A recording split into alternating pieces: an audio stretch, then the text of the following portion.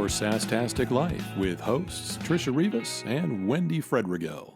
Hello, everyone. You may notice we're in a different spot. We are at Trixie's Salon, and I just decided to make myself comfortable. Seriously. For those of you who don't know, I'm Wendy. I'm Trisha. And we have our guest, Rina Jensen. Hello. Welcome. Rina in the house. I'm so excited. This is Rina so in the great. house. So we've been getting some feedback from our listeners. Yeah. And a topic that a lot of people are interested in is career change in midlife. Okay.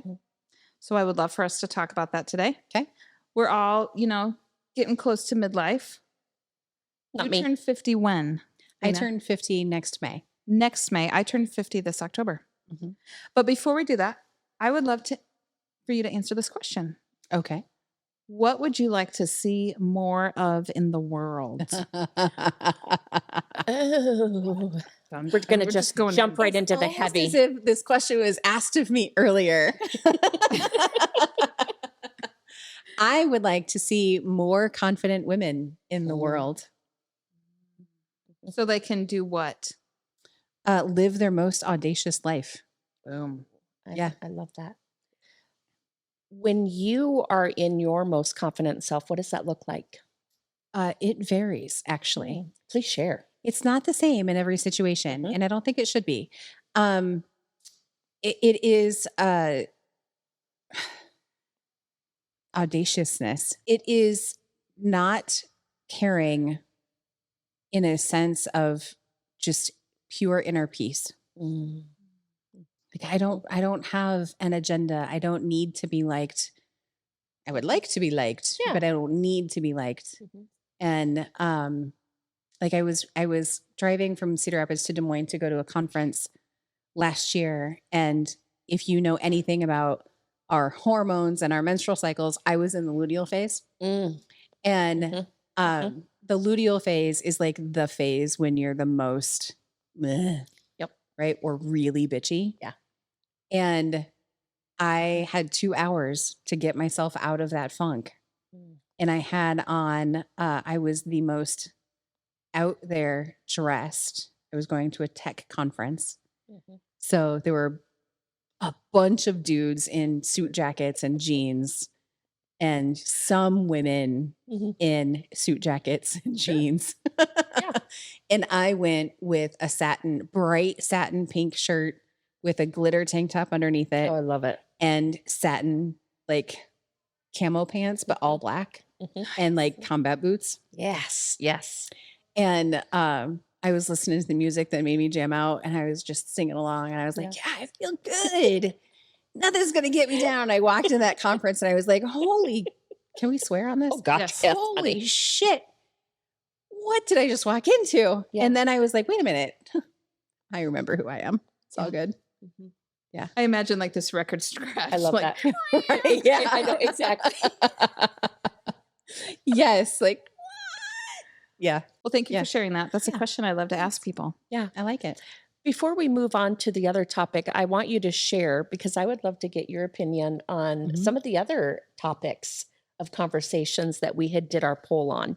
So menopause, Mhm. burnout. Burnout and overwhelm. Yeah, burnout and overwhelm. Were you Yeah. surprised with the numbers? Did you see the poll? we did? I did. I also checked every single one of them. So I'm sure I skewed your Mhm. numbers a little bit. No, I love it. I love it. A lot of people Yeah, commented yeah, just yeah, like, yes, yeah. all of them. Yeah. But yeah. I think I saw it earlier on, so I didn't get to see how many people voted and Mhm. which one was like the most. Yeah. But yeah, I was shocked at how Mhm. many people were like, yeah, let's talk about this stuff. Yeah. I'm not going to lie. I thought menopause was really going to be up there. And I loved, though, to see the burnout and the career change. Mm-hmm. I do. Yeah, it was very eye opening. Mhm. to see that there are so many other women going through the same things. Yes. And we don't talk about it, right? It's not like we go to a networking thing and we're like, hey, so how's your body odor today? Right? Yeah, exactly. Exactly. Or, how's your hot flash? Yeah. Hot flash is more common. The body odor thing is something that we just recently. Yes. Yeah. So we didn't know that like part of menopause is this extreme body odor. Like, what in the world? Yeah. I know. I've tried so many different deodorants and all the things. And then when I found out that that's normal, I'm like, oh, thank goodness. Yeah. Well, you guys are much older than I am, so I'm not there yet. Yes, child. Just wait. I'm just an infant. You're just a baby. So that being said, career change in midlife. Tell us what you did. What was your first half of your life like? What did you do for work? Before I quit my job and uprooted my whole entire life? Yes. So I spent 20 years in credit and collections. Yeah. And I started that career at my dad's company and then left there after I got my business degree and then went to, I ended up at a trucking company and I was there for, I don't know, like 7 years, I think. So most of that time was business to business, which was, I think, better because I don't know that I could call people and be like, I know that you need to feed your kids and you're about to lose your house, but I also need you to pay me. Like that just sounds horrible. Yeah. But I started thinking probably a year or so before I quit, like I'm supposed to be doing something bigger than me. I don't know what that is, but I know it's bigger than me. And I know this is not where I'm supposed to be. And, the straw that broke the proverbial camel's back was I was passed over. This isn't the straw. I was passed over for a promotion. And I was kind of bitter about it. Sure. But also I knew that it was probably good in the long run. And the thing that really got me was the guy that they brought in was not qualified. And he was things. He was things that I'm not gonna say. I just we did not get along. And he belittled me in front of my staff. And I was livid. I have never walked into a boss's office and slammed the door behind me like I did that day.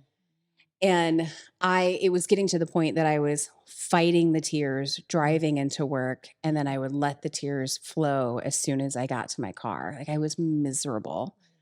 And I got home that day and I was married at the time. And my stepson at the time said, Rina, did you have another bad day at work? Right. In his tiny little preteen voice, he was adorable. And I was like, I did. And in that moment, I decided I was going to quit. And I went in and I gave my notice the next day. And I had no idea what I was going to do. I did not have a plan. I had not looked for another job. I gave them a month notice. Yeah. And the only reason I gave them a month was so I could support my staff through a huge transition. And then I left and that boss came to me and he's like, I know that you said you'd stay longer if we needed you to. And we need you to. And I was like, you had a month to ask me this? Yeah. No, I'm not going to do that. How did that feel? Fucking amazing. Yeah. It was so, my now ex-husband did not find it as amazing. Guess what? I quit my job. I don't have any. Right? Yeah. Like he was pretty pissed. Yeah. He's like, so what are you going to do? I'm like, I don't know. So I took a 9-month sabbatical. I had never been unemployed since I started working at Kentucky Fried Chicken when I was 14. And I didn't know what I was going to do. And so I just took 9 months to figure it out. And I knew there were 3 things that had to be true. I had to learn from what I was doing. I had to love what I was doing. And I had to be able to give back to my community. No matter what I did, those were the 3 criteria. If I didn't love it, that's fine as long as I was learning something and I was, fulfilled in that way. If I wasn't learning a lot, then I needed to love it. Like those 2 were I had a little grace in those. So it didn't have to be all 3. You just knew it had to be one of the 3. It had to be a majority of the 3. It had to be at least 2 of the 3. Got it. Yeah. I love that. And I was a New York Life agent for 2 years because they're like, hey, you get to do all this stuff and you can get back to the community. And I was learning and I definitely didn't love it. Yeah. But I loved aspects of it. And that was where I learned how to network. It's where I learned how to be a resource for the community instead of constantly taking, because there is nothing more defeating than walking into a networking event, handing them your business card, and you can just see that they gloss over. Yes. Like, yes. oh, great, another one. Yes. And I was like, well, this isn't going to work. So I ended up buying a little retail store, and I had that for 2 years. And, in 2012, when I quit my job, that was the beginning and the end of my marriage that I did not realize at that time. So when I bought this retail store, that was like the solidification of this marriage is not going to last. And in January of 2017 is when I closed the doors for that store. We got divorced at the end of 2016. And the only reason it closed is because I was either going to support me or support this itself, but not both of us. Gotcha. And I seriously considered for like 10 minutes how I could live in the back of the store, continue to rent out my rental property that I was going to have to move back into. And how could I make that work with 2 pit bulls? Yeah. Yes. So for 10 minutes, I was like, I could do this. There's a shower. I could do that. I've got a gym membership. I can do that. It was not going to work. So I closed it. I tried to sell it, but I told my landlord that either someone else would take over or I would be out by the end of January 2017. And my buyer ghosted me. So I had to close. No. Yeah. Oh, man. Yep. Oh, goodness gracious. Yep. Goodness gracious. Yeah. We didn't have anything in writing. She was like, yeah, we're definitely, her and a partner, we're definitely interested. And then it's like, okay, we got 2 months to get this done. Yeah. And then nothing. Okay. Can you repeat your 3 non-negotiables or at least 2 of those? What were they again? I had to learn something. I had to love what I was doing, and I had to give back to the community. Sounds like a small business owner to me. Yeah. Oh, right. Right. So when my store closed, while I had my store, I was inadvertently coaching people on their confidence. Sure. And everybody was like, you should be a coach. I was like, fuck no. I don't want to do that shit. They're like, but you're so good at it. I'm like, no, I'm not. We're just having conversation. Yeah. That's it. And so there are a variety of iterations that I've gone through because, when the store closed, it was almost as if the universe smacked me in the face and was like, okay, are you ready to be a coach now? Yes. And I was like, okay, I guess so. But I did not want to be called a coach. I didn't. Did you go through the same thing? That's me. Oh, did you do that?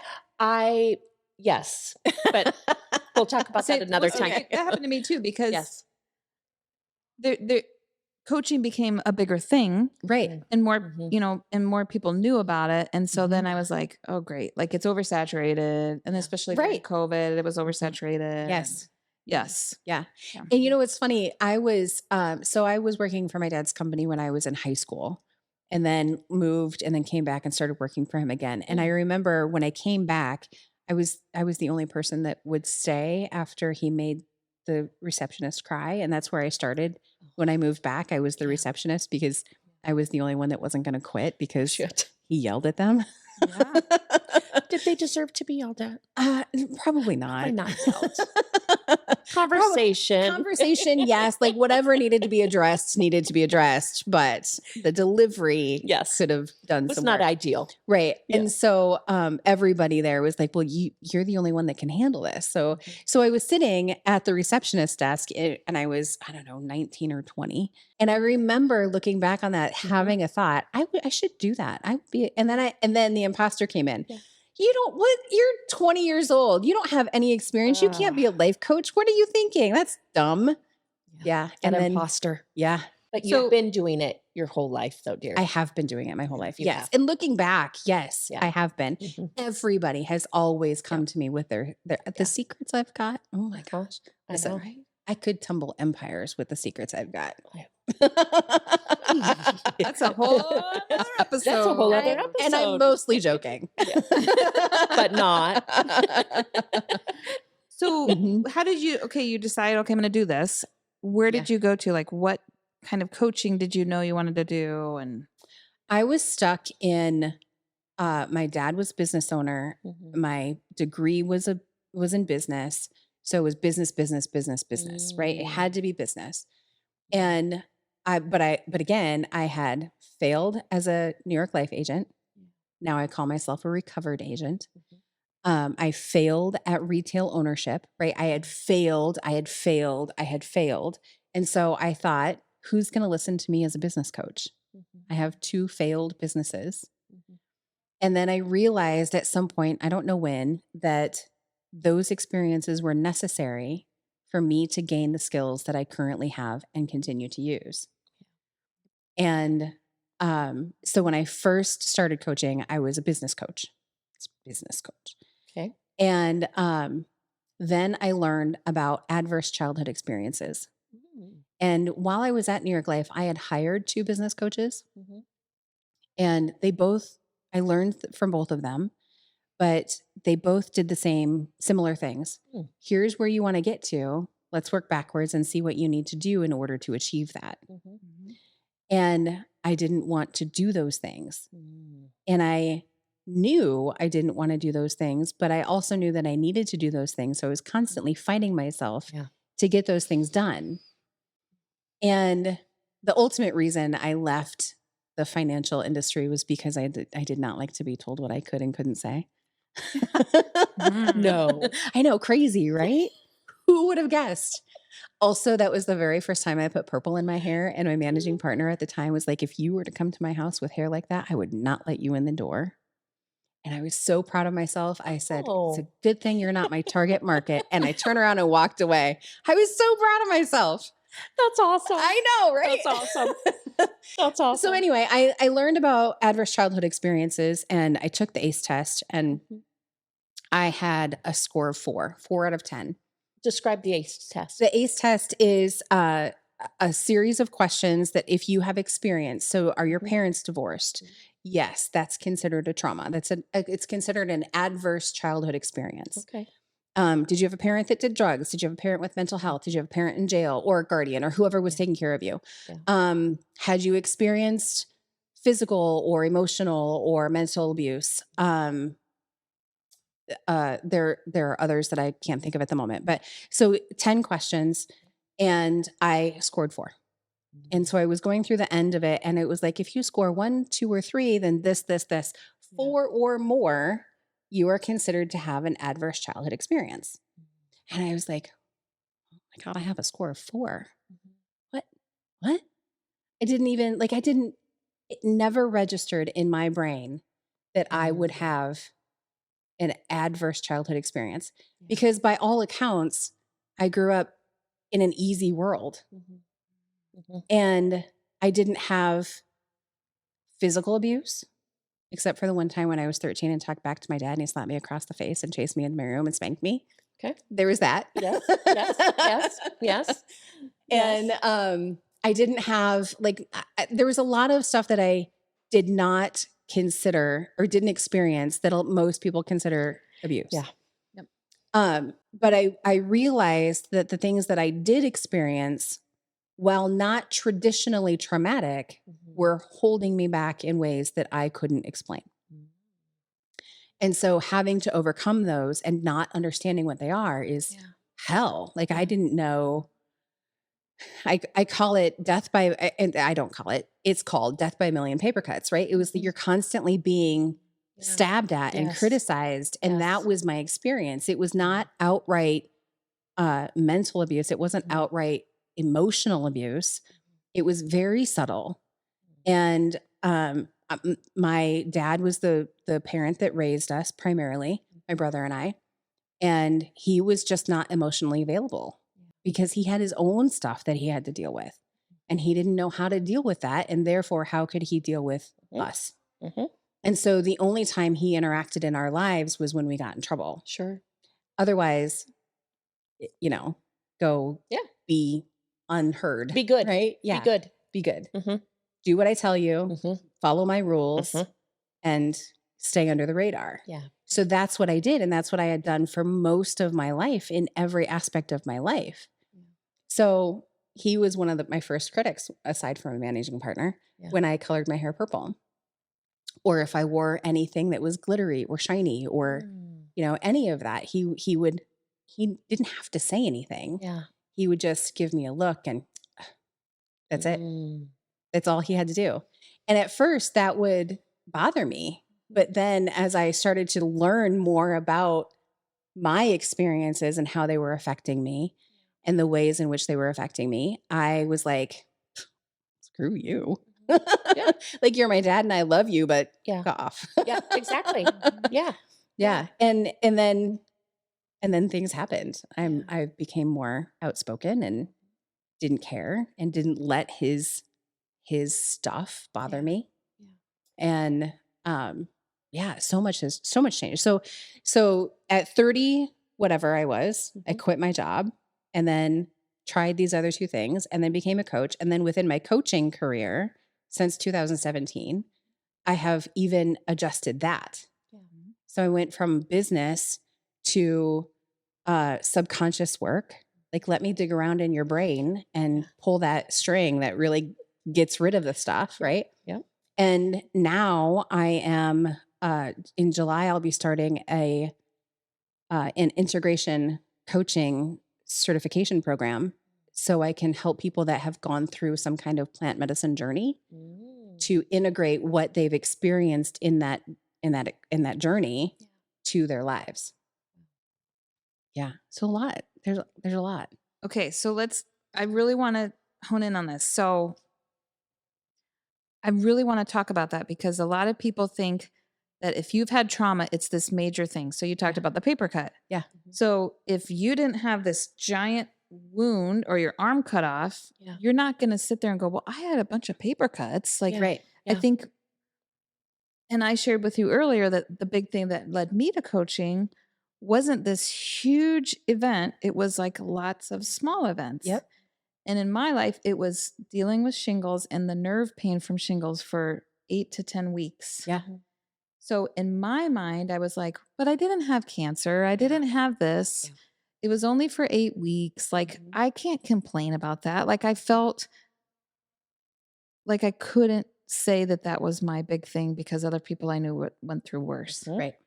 So I think in the world of social media and the compare and the despair, we think it has to be this humongous trauma, Right. or we have to just like get over yourself. Yeah. Right. What do you have to complain about? Exactly. At least you didn't experience Exactly. the. Yeah. Right. And I don't know about you guys, but I feel sometimes that women are the worst at that. I do. Well, we're still living with all of the genetic shame that our mothers and grandmothers and their mothers and their grandmothers experienced. So we're still dealing with all of that. And how can it has to be up to us to make that decision to not compare. Yeah. And it takes conversations like these for people to know that they're not alone. Exactly. Very transparent and honest conversations. Yeah. And I agree with that. So, I mean, as agree Gen with that. Xers, it was the boomer generation that raised us. And the women then definitely didn't. You don't talk about sex. You don't talk about nothing. Menopause. Like, we weren't told anything. Yeah. Yeah. And so I think millennials and Gen Z and they're more open to talking about things. Yeah. But I think that's why a lot of us are struggling in menopause because it's just like, no one talks about it. No. Well, I think Miranda Lambert has a song where she went through a horrible breakup and her mom tells her just to put her makeup on. Basically get over it. Put your makeup on, pull your big girl panties on, up and get over it. Yeah. Because again, that's what the women before us did. Right. That's what the women before us did. Yeah. And there's some benefit in there. There's a little bit of benefit in that, right? Wendy and I talk about that all the time. Yeah. Most definitely. Yeah. We have to be able to overcome, right? That's what resilience is all about. Yes. So we don't sit in the shit and wallow in the pity. Yes. But Yes. I also experienced this thing and I need to get it out of me because it's not going to help. Yeah. Yes, exactly. Mhm. But having those safe people around you to be able to talk about it openly Yeah. and share those ups and downs and lows and, the body Mhm. odor and Right. Body odor, the, yeah, you Yeah. know, Everything. Yeah, just all the Yeah. things. exactly. You know what's Yeah. really weird though? I don't know if you guys are like this. In some ways, I'm like hyper rule follower. But in other ways, I'm like, don't tell me I can't do that. Yeah, So, for yeah, example, like yeah. if I'm at an event and they Yeah. say each speaker gets 5 minutes Yes. and that speaker goes over 5 minutes, I'm sitting here Oh, like, yeah. Uh-huh. they said 5 minutes, you're not following the rules, you know? Yes, But on the yes. flip side, don't tell me no. Like, isn't Yeah. it weird that you can be Mhm. both, like Oh, yeah. hyper rule follower, but Mhm. also like, don't tell me what to do? Exactly. I Yeah. I've found a whole lot of comfort in that. Mhm. Like Yeah. I need you all to follow the rules so I can be comfortable Yeah. in my chaos. That's what it is. You know what? That makes me feel better. I just had this aha moment in validation. Yeah. Yes. Yeah. That's a writer downer. We're going to have to go back in the We show are. notes and put that Yeah, on a we are. t-shirt. Yep. You follow the rules so I can be comfortable in my chaos. So That is I- amazing. I would love to wrap this up in a little bow because this is something else. I swear, Trisha, we should just like record our phone calls because Yes. we were having a day where we were just ranting about, Yeah. we were solving all the world's problems. Yes. I love those And, conversations. And a lot of people, so back to these people who say they're overwhelmed and burnout. Mhm. Okay. Obviously, we live in a world right now that's encourages that behavior, Yep. unfortunately. So Hustle sometimes culture. I have to ask Yeah. myself, is this mine? Is this overwhelm that I'm feeling mine? Mhm. Like really think about who I've been spending time with. Mhm. Have I absorbed some of their overwhelm? Yeah. So Yeah. I think the problem is a lot of people want to complain that they have that, but what are you going to do about it? Right. Now, we can sit and wallow and have a pity party for ourselves, but at some point, you have to participate in your own rescue and you have Yes. to fucking Absolutely. take responsibility for your life and your experience. Yeah. So, to me, that's part of that.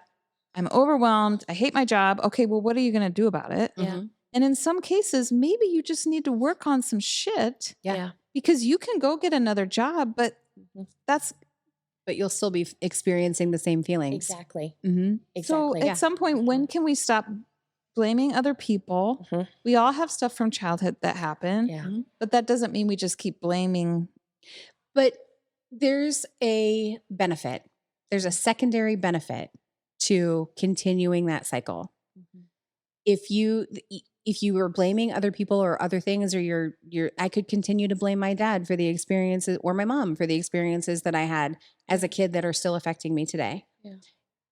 If I wanted to hold on to the story that I have about I'm not responsible for myself, and two, if I truly am finding other people to take care of me, I don't have to take responsibility for myself. And until a person is ready to acknowledge that, Yeah. they don't have the motivation or the desire to pursue that. Yeah. And if their subconscious is holding on to these stories and events, and our subconscious rules our lives 95% of the time, then our subconscious is going to continually fight our conscious thoughts. Yep. I want to do this. And your subconscious is like, no, you don't. You really don't. You want to stay safe. Yeah. Yep. You want to stay out of the limelight. You want this. And so I'm not going to let you have it. So change and transformation is messy and hard, and Yes. but you just gotta you gotta do it. And it's not a short-term process either. Oh my gosh, no. So my dad died in 2021. I started this process in 2020, my own process. So our isolation, I was isolated. I lived alone. I didn't, I was self-employed. And so that process started for me in 2020. Yeah. And I really went inward. In that sense, that was a good thing from the pandemic. Yeah. It allowed a lot of people to stop what they were doing and self-reflect. Yep. It was ugly. It was horrible. It felt disgusting. But also, I can now look at that and see how beneficial that was. Sure. Yes. So then he died in 21.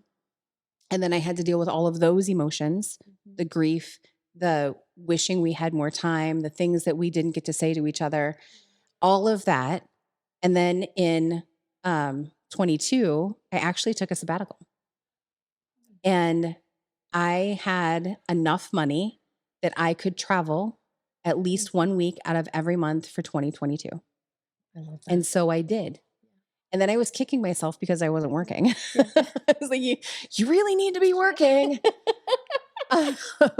So I did all of those things. And so my healing, I'm not done. I'm not done healing. I'm not done evolving. I'm not done figuring out who I am and what the next phase is.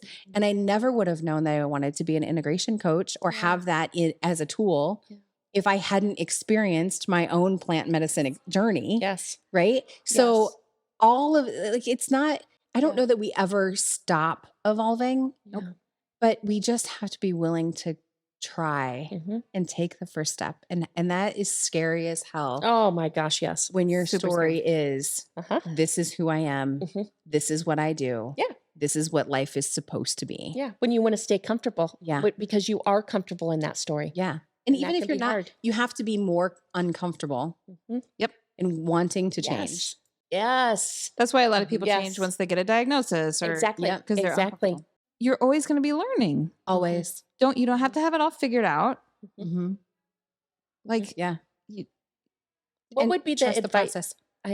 My apologies, dear. No, What would sorry. be the advice that you would want to end with?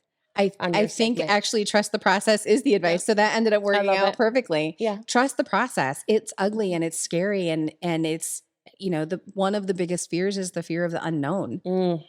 But if you're willing to figure out what the other side looks like, hot damn, is it beautiful? It's amazing. okay, so one more mic drop moment. Yeah. If we could time travel back and you could talk to like 10-year-old Rina Yeah. and she got to meet you like today, what would she be like? Holy fuck. Yeah. You're doing what? Yeah. What would she just be in awe of? I don't even, all of it. All of it. I don't even remember what 10-year-old Rina thought or felt. Yeah. Because she was so not who I am today. Yeah. It's like I also don't have a lot of memories from, like, I can't timeline. Yeah. I don't know what I was doing when I was 10. Yeah. And that's part of trauma. Yeah. That's one of the things that you Yeah. experience. You don't, there's not a lot of recall. Like I know events. I can tell you this event happened and this event happened, but I couldn't tell you what age I was. Because you probably disassociated all those things. I did disassociate a lot. Gotcha. So 10-year-old Rina was learning how to disassociate. And while that helped, it probably, I think she would just be shocked at everything that I'm doing. Like, oh my God, you have purple hair? That'd probably be the biggest thing. Yeah. And all of the glitter that I have. Yeah. The glitter shoes, the glitter walls, Yes. I have glitter everywhere. Yes. And on my kitchen floors, Yeah. I have glitter everywhere. Love Yeah. it. And she would probably be in amazement of that as well. Yeah. Well, you have glitter on your shoes. I do. Amazing. These even aren't my most glittery shoes. Like I have legit stripper I think shoes. you have the same glittery Betsy Johnson shoes that I I do. have. I do. Oh, And I love tennis Betsy shoes. Johnson. Mhm. Oh my gosh. I think the first time I met you had that I was drawn to the glitter. Like, Yeah. yes. This has been amazing. Yeah. Thank you. I appreciate you having me on. Thank you so much for coming on Yes. and sharing your beautiful story and most importantly, your beautiful wisdom. Thank you. Honestly. Thank you. Honestly. Bye, everybody. Bye. Bye. Oh, that was great, honey. Oh my gosh. Thank you so much. Oh, thank you.